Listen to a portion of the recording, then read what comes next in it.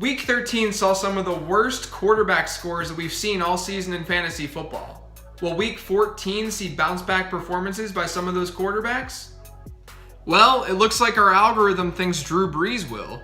After throwing 3 picks in the Superdome against the Lions last week, which is something I never thought I'd say, Brees is on the road in Tampa Bay to face the Buccaneers. The game itself has a 51-point over-under according to Vegas, which is the highest on this week's slate, and the Bucs are surrendering 17.8 standard fantasy points per game to quarterbacks, which is a below-average rate.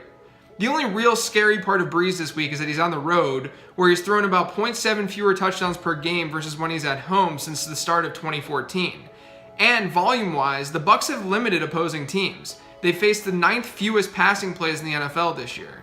But, as the algorithm says, Brees should be able to bounce back nicely this week.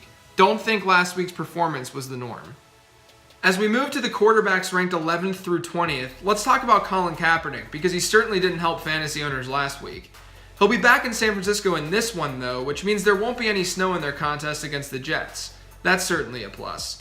New York has been torched all year through the air, ranking as the 6th worst secondary according to our schedule-adjusted metrics. But here's where things get interesting. We know Cap gains his value in fantasy on the ground, having averaged 62 rushing yards per contest this season prior to last week.